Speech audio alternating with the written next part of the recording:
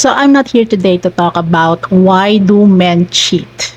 Maybe it's another episode, but today's episode is going to be focused on how we can start our healing journey if we find ourselves nandito sa sitwasyon na kung saan yung partner natin nag-cheat.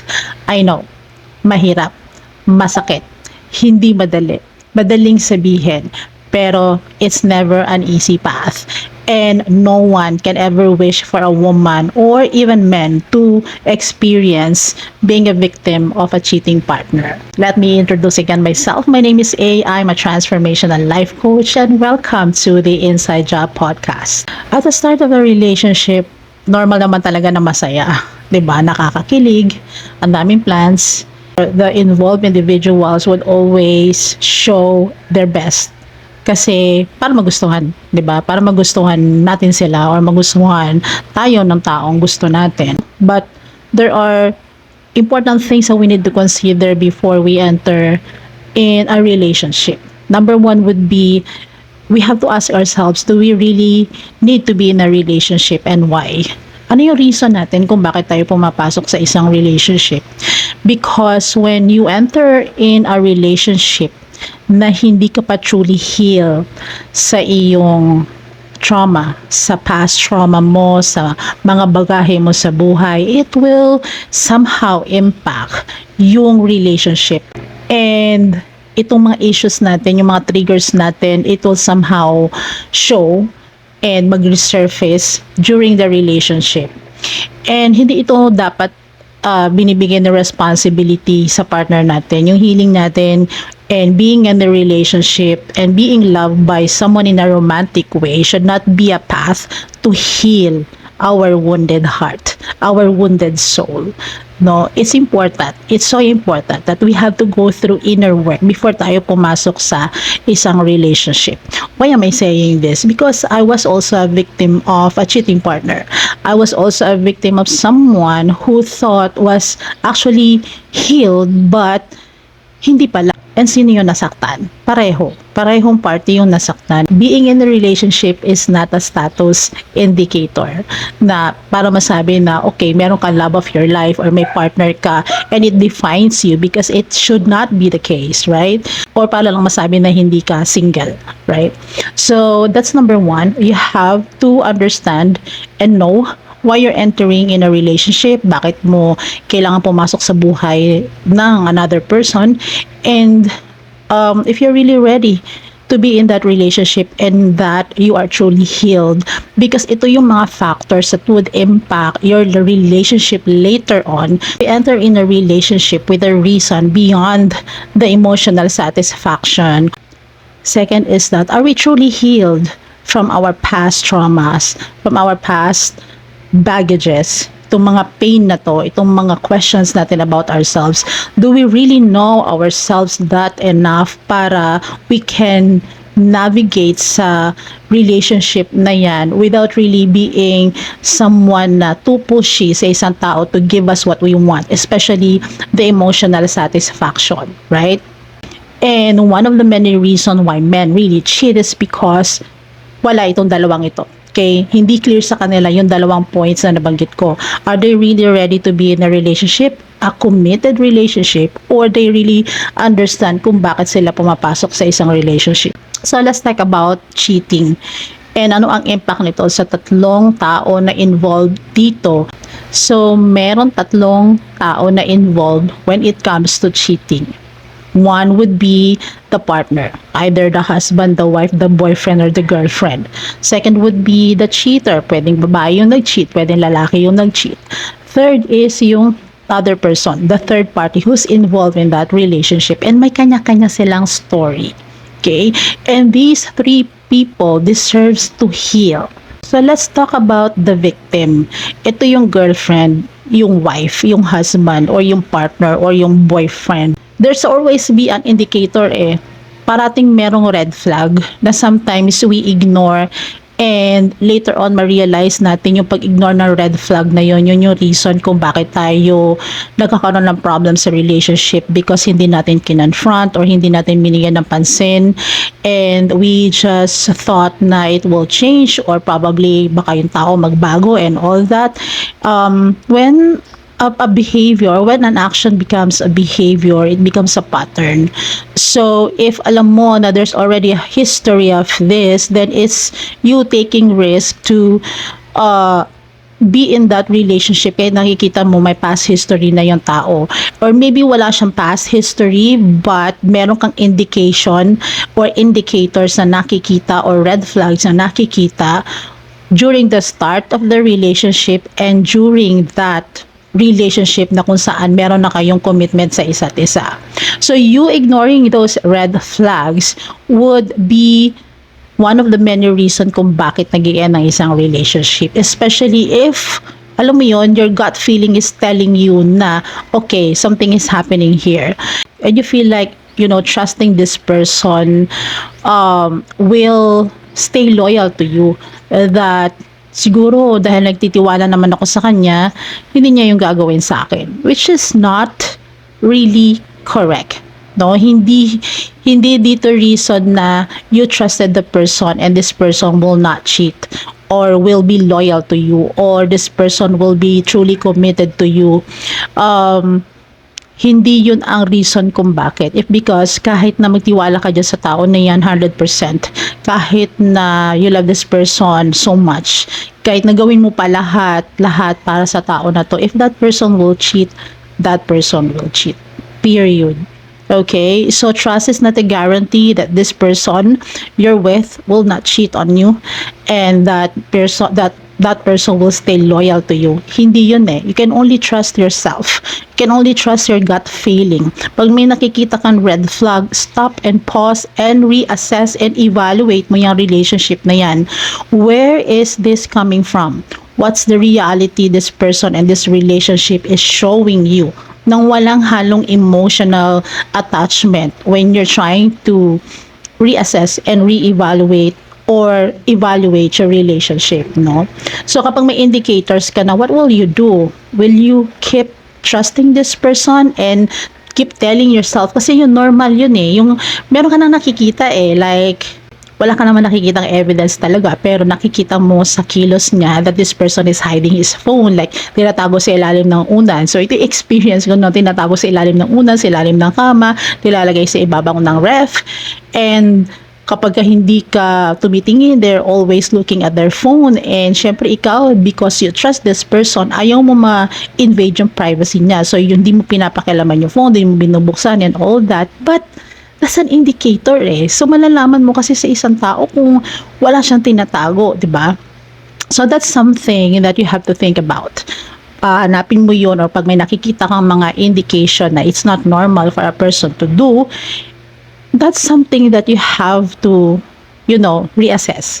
No, maybe talk about it and see and listen carefully to the responses when you try to communicate what you observe and how you feel about it, no?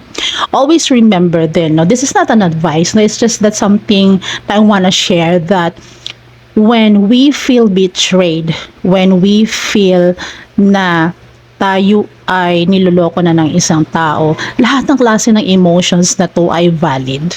It's always valid na masaktan ka, normal sa'yo na magalit ka, normal sa'yo na i-confront mo yung partner mo, normal nga sa'yo na, diba, you reach out to the other person because you wanna confirm, pero alam mo that it's happening, no?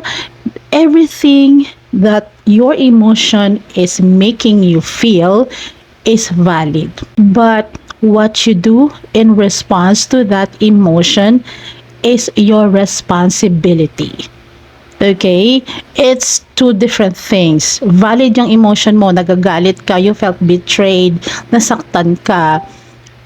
But then again, these are emotions na ikaw, na para sa'yo, and walang pwedeng mag-control niyan, and walang pwedeng mag-dictate sa'yo to change how you feel. Pero what comes after that, yung action mo as a response is a choice, and you have to take accountability, and you have to also be mindful of that actions in response to that emotion. Now, pwede mo kasing, alam mo yun, i-confront yung nag-cheat mong partner. Pwede mo rin i-confront yung third person. Pwede mo ring i-disclose or i-publicize yung ginawa ng partner mo and yung other person. That's on you.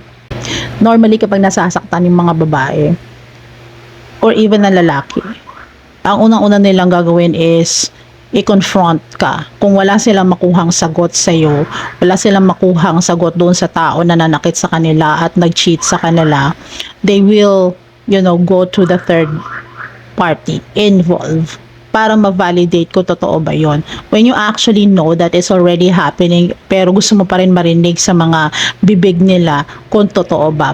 And the second question and second validation na you will pursue after knowing that it's true is the question or the answer to the question why.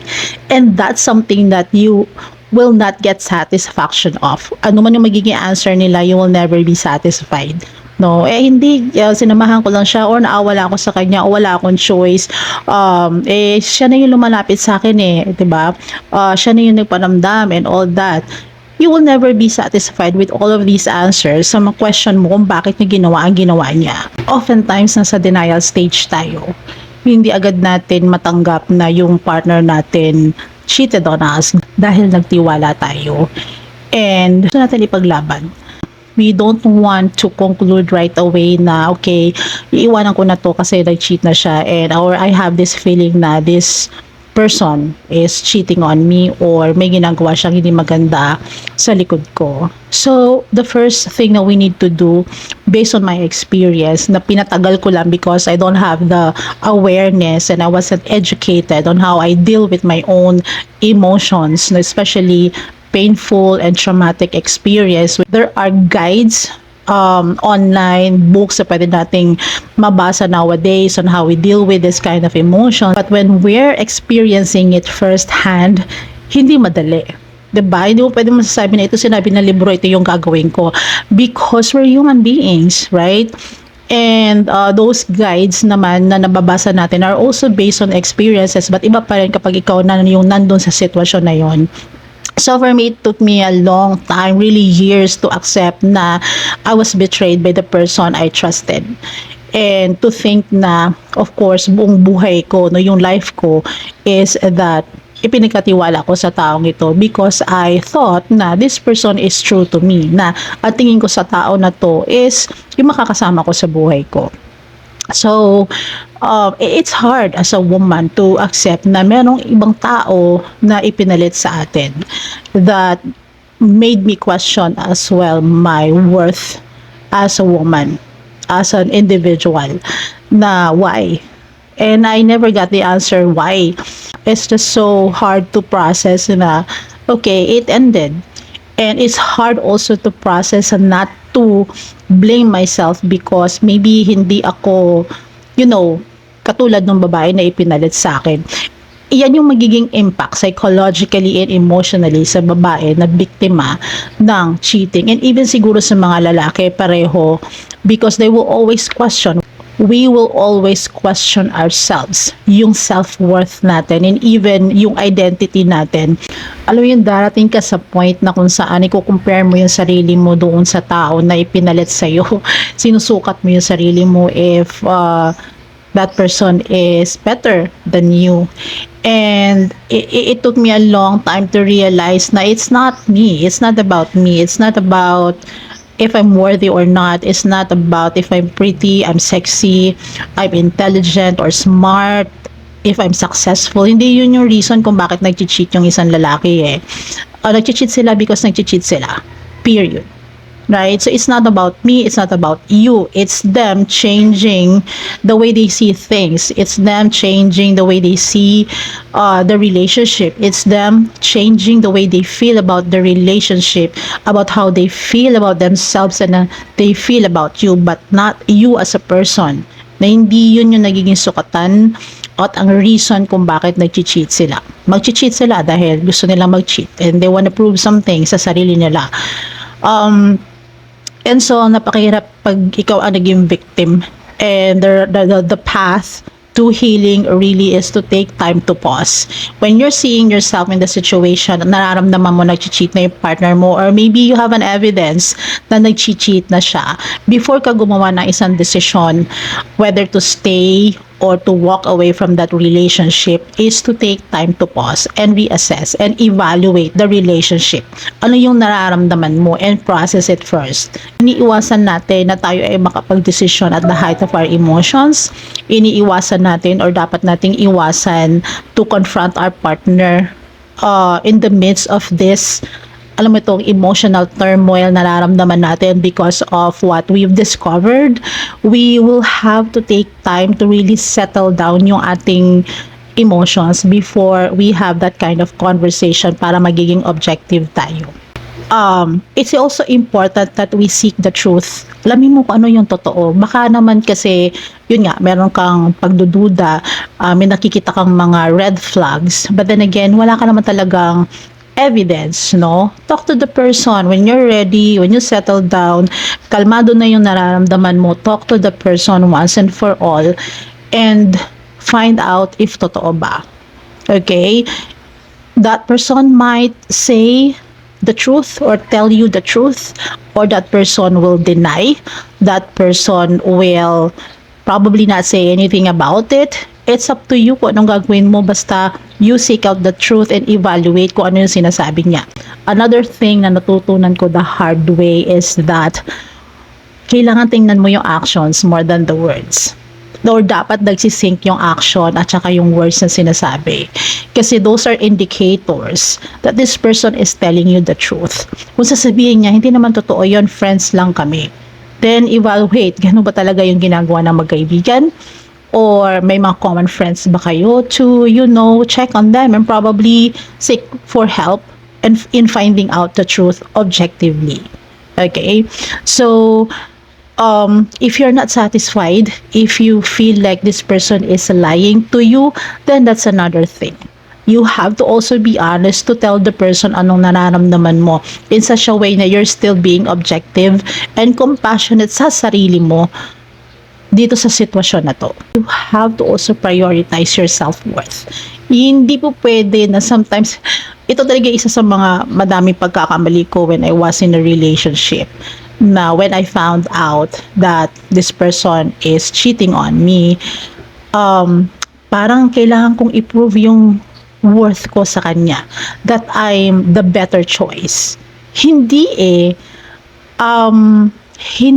natin deserve na i-push yung sarili natin at i-force yung person to choose us, to love us.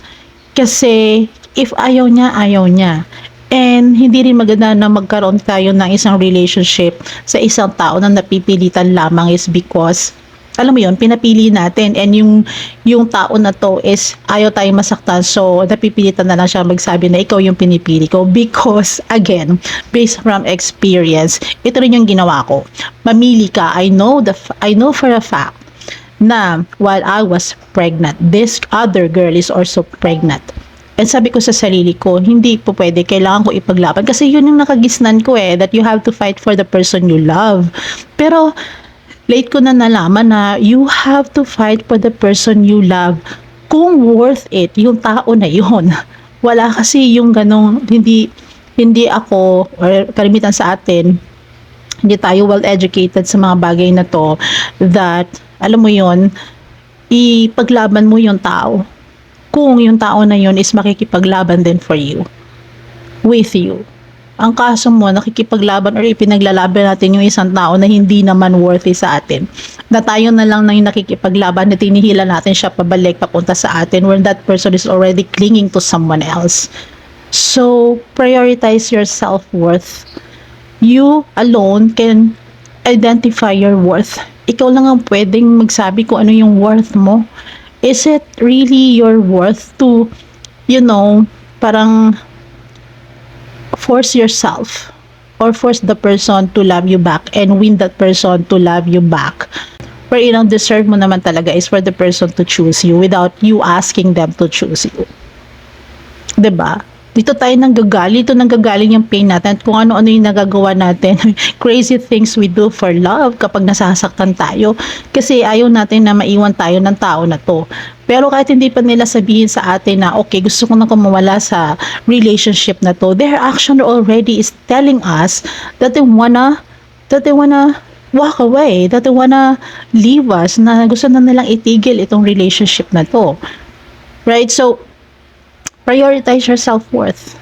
When you feel like you're no longer needed in the table, when you feel like you're no longer needed, and that person isn't giving you that feeling na mahalaga ka sa kanila, that that person is already seeing someone else, you have the evidence, you already talk about it, you found out the truth, anong gagawin mo? Hahabulin mo pa ba siya? Kukonvince mo ba siya to stay in this relationship and work it out?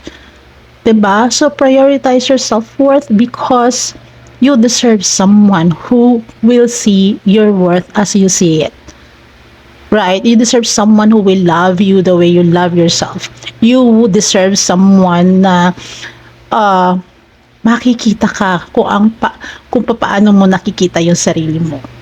And another thing to, start the path of healing is to seek help. Seek counsel or therapy. Find someone to talk with. Pwede yung mga advisors mo, spiritual advisors mo, counselors mo, trusted friend mo, parents mo, friend mo, someone who will listen to you for all the things that you're going through. Hindi mo kinakailangan pagdaanan ito mag-isa. I can remember I was younger then when I've experienced this, and I feel like nakakahiya kasi magsabi because it's my fault. Feeling ko na it's my fault because ako yung pumili sa tao na to. So, parang gusto kong panindigan and be silent about it na nagsasuffer ako kasi nahihiya ako.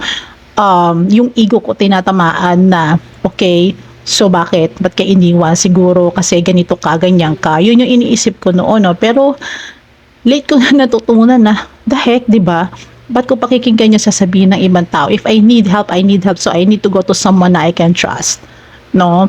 So, go with someone, talk to someone na you trust, and seek therapy. It took me a while to realize na at tanggapin sa sarili ko na, this kind of issue, this emotional issues, this pain, this trauma, is really serious and it's affecting our mental health. It will impact us in the long run and even in our next relationship if hindi natin siya na-process ng tama. So kapag hindi natin siya na-process, hindi tayo nag-go through ng healing, it will again becomes a cycle in the next relationship because what you're keeping inside you would somehow attract you to the person na may ganitong klaseng binibigay sa'yo na satisfaction. If you feel betrayed, if you felt na parang hindi ka na satisfied emotionally, looking for emotional satisfaction and validation, and then someone, make you feel na, oh, you're beautiful or you're worth, alam ba to, na you're someone special and all that, ma-attract ka kaagad sa tao na to. And if that emotions will continue, that feeling to that person will continue, then magiging blind ka na sa mga red flags na yun. And uulit na naman yung cycle. Kakamali ka na naman na pumili ng tao sa buhay mo. Kasi hindi ka pa totally healed and hindi mo pa na-process yung emotions mo, hindi mo ka pa nagkaroon ng immersion sa sarili mo to really get to know yourself at ano yung kailangan mong baguhin when it comes to relationship and even yung relationship mo sa sarili mo. So, this is the part of us being the victim, you being the victim in this situation, to prioritize yourself, your healing, your self-worth, your self-care, you prioritize that. Kaysa mag-lash ka dun sa tao na yun, kaysa, release that negative emotions in a negative way, which will also impact another person, and baka sa bandang huli, magsisisi ka kasi yun yung ginawa mo. Instead of you growing out of this pain and learning from this and be stronger while you're being silent. Right? So, dito mo ngayon ma-evaluate anong klaseng boundaries ang kailangan mong iset for yourself. So, this won't happen again and this will give you peace and will help you to start moving on. Believe me, kapag nandito ka sa ganitong klaseng sitwasyon, you will not right away love yourself because the fact is that you will hate yourself. maiinis ka sa sarili mo. You will hate yourself because you allow these things to happen to you when you know that you work hard for yourself. And parang, di ba, kakwestiyonin mo kung bakit ito ginawa sa akin. So, the goal there is not for you to love yourself right away, but to be compassionate to yourself. While you're going all through this, while you're questioning yourself, hindi mo kailangan i-brush off yung thoughts na yon or yung feelings na yon na kini-question mo yung sarili mo, because that's where you learn something about yourself. And so, you become aware and conscious about the things na you feel na deserve mo. And you don't have to dictate that for people to, see your worth. But you allow yourself to see your worth. So, dito naman tayo sa cheating partner. Iba-iba yung pwedeng reason kung bakit sila nag-cheat. And again, I don't want to deal with the reason why they cheat. Because if they really want to cheat, they will. They know what's right and wrong. They are adults. But sad to say that there are people, parang adult baby na nangangailangan ng emotional security and control. That's why they're doing it. There's this satisfaction na nakukuha nila, and it becomes addictive para sa kanila.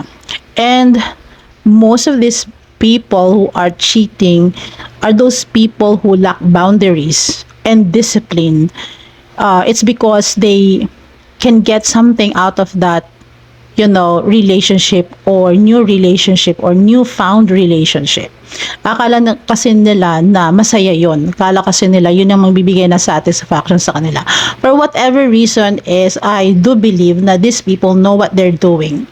And so they still chose to do it without first ending the relationship, kung gusto na ba nila talagang umalis sa relationship na yan. Yun talaga yung hindi ko maintindihan.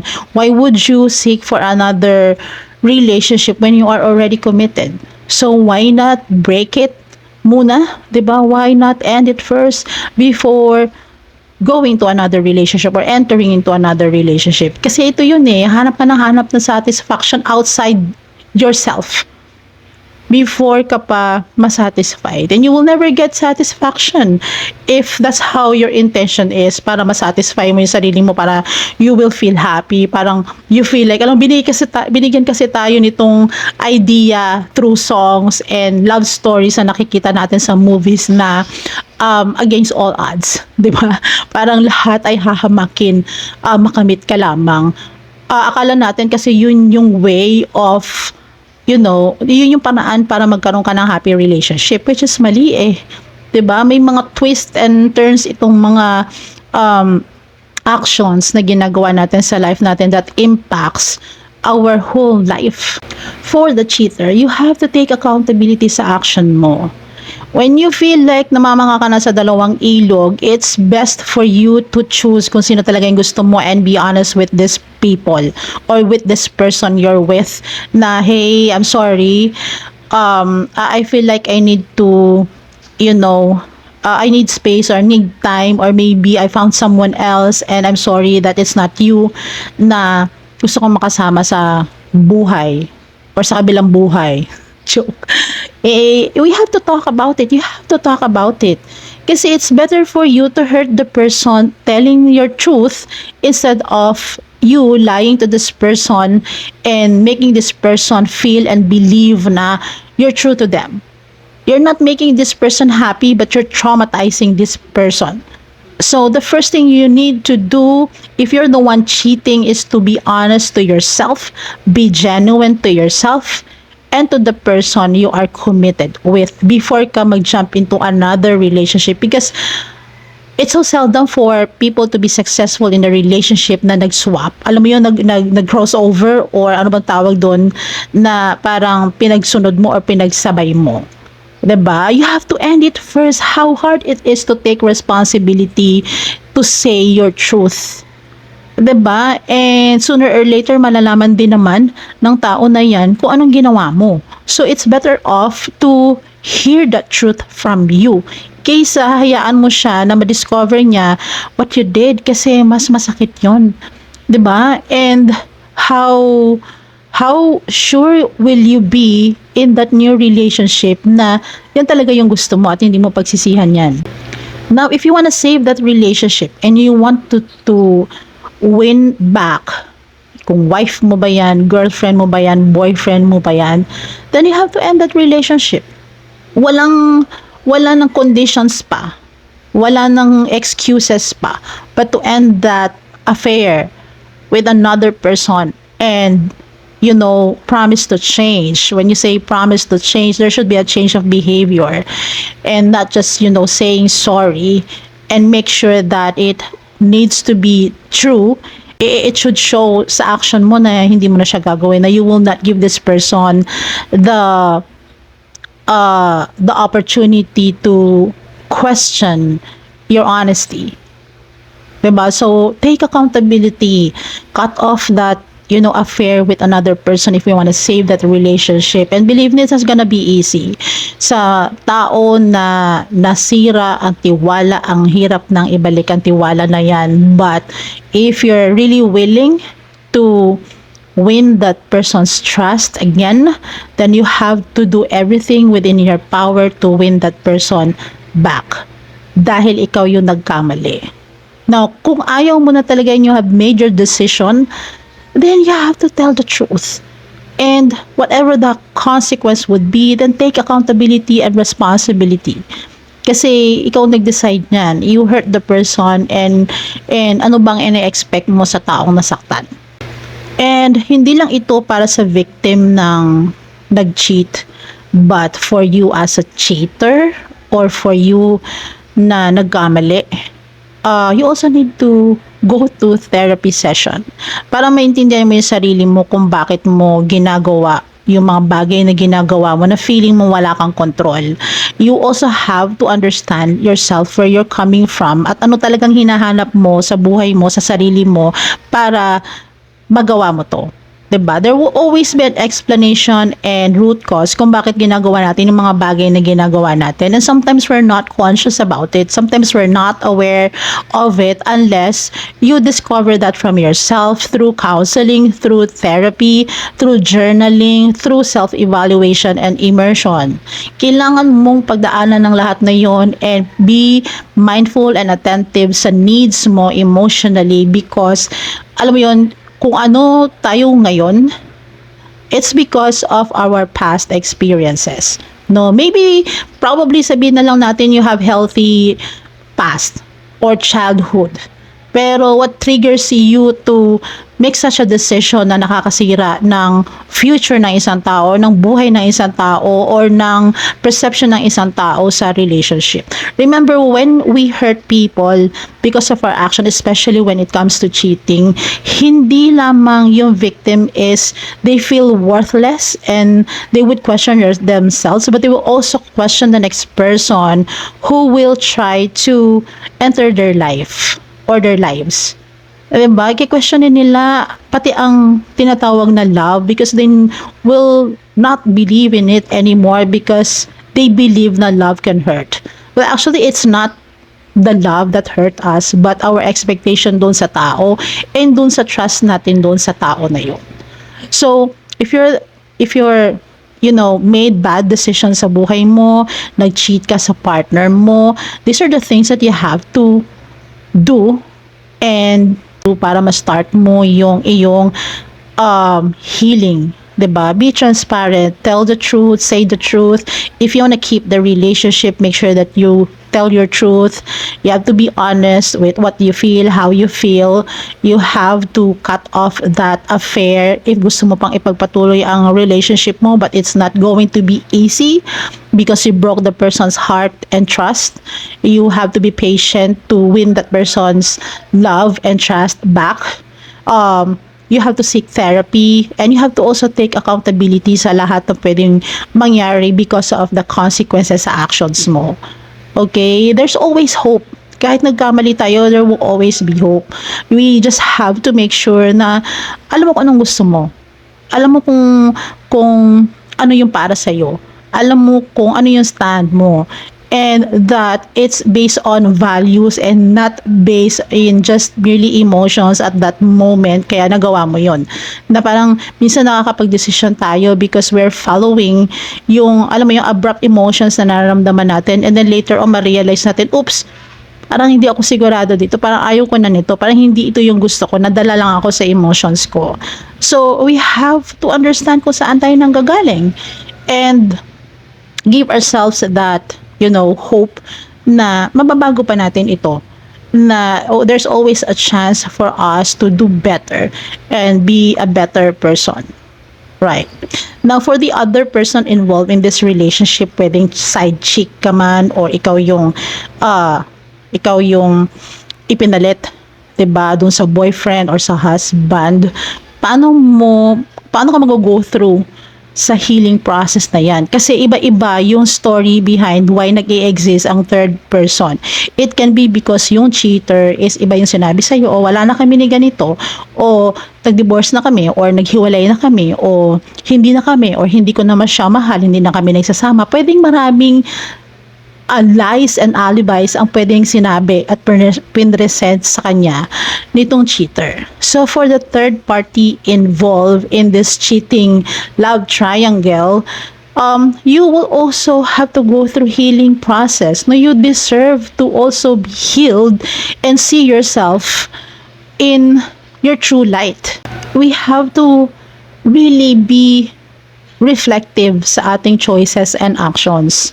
If you're aware na this person is still with someone, if you're aware that this person just broke up with someone, and alam mo yun, wala pa dito yung period wherein this person is able to move on and can stand on his or her own feet, and vulnerable pa tong tao na to, then do not take advantage of that situation. Kasi ang mangyayari yan, ikaw yung talo.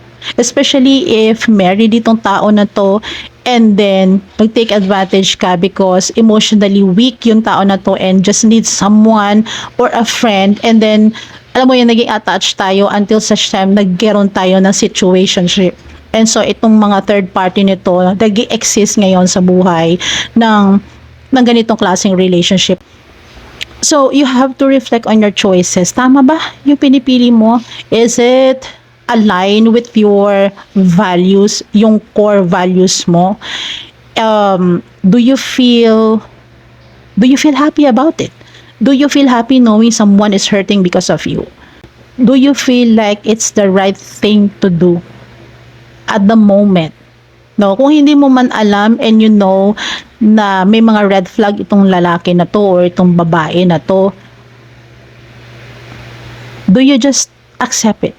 Do you just ignore it? Kasi you have to think about later on ano magiging impact nito sa buhay mo. You also have to take responsibility if you realize that you've hurt another person, or if you realize that you were the cause of the breakup ng isang committed couple, because because that's not the right thing to do, right? It's not right to be emotionally involved to someone who's already committed. And if the person is telling you, no, okay, I'm free and all that, you still have to investigate and check if ano yung mga red flags na to. Ask around, ask common friends, because you will then find an idea, you will then get an idea kung saan nanggagaling yung tao na to. Especially yung mga tao na galing pa lang sa breakup, sometimes they will say na okay, kaka-break lang namin ganito na ganyan. How sure are you that this person has already moved on, at hindi ka magiging parang rebound? Right? So we don't want anyone, men or women, to be in a situation na tayo yung third party, third wheeler, or third party, because we don't want to be the cause of breakup sa sa dalawang tao na committed. We don't want to cause any hurt to people na alam mo yung nagmamahal, or sa tao na nagpapahalaga sa relationship at sa tao na yan. And if you realize na you're the third party side chick ka man or other man ka man sa buhay ng karelasyon mo, then you have to take the initiative to make things right. Walk away and do not put yourself in an embarrassment situation. Because you being the third party doesn't define your worth. Diba? Papayag ka ba that will define your worth? Na ikaw yung sumira ng relasyon sa dalawang committed couple? Or maybe you don't know about this, but you will see for sure the red flag. And it's just sad to say na sometimes nadi-disregard natin yun because we are already emotionally involved and invested in this person. That's why nabubulag tayo. So, those are some of the basic paths for us to heal. Lahat tayo may karapatan mag-heal. Lahat tayo, we should have that feeling of hope na mag-heal tayo. Lahat tayo kailangan pagdaanan, yun kailangan natin pagdaanan, so we will learn and rediscover who we truly are and what we deserve. And this is also the time that we have to take responsibility sa actions natin. Our emotions will always be valid. Nasabi ko na to kanina at the start of this podcast na talaga namang valid yung mga emotions natin. But what comes after that emotion, that feeling, ano yung action na iti-take mo because of that emotions, because of that feeling, then that's on you. Right? That's on you kasi you have a choice. You have a choice to walk away and be silent and grow and heal and focus on your self-worth, focus on self-care, focus in mending the wound instead of chasing the snake. You have that responsibility sa sarili mo and hindi doon sa tao na nang iwan sa'yo. Pag iniwan ka na, wag mo nang hilahin pabalik.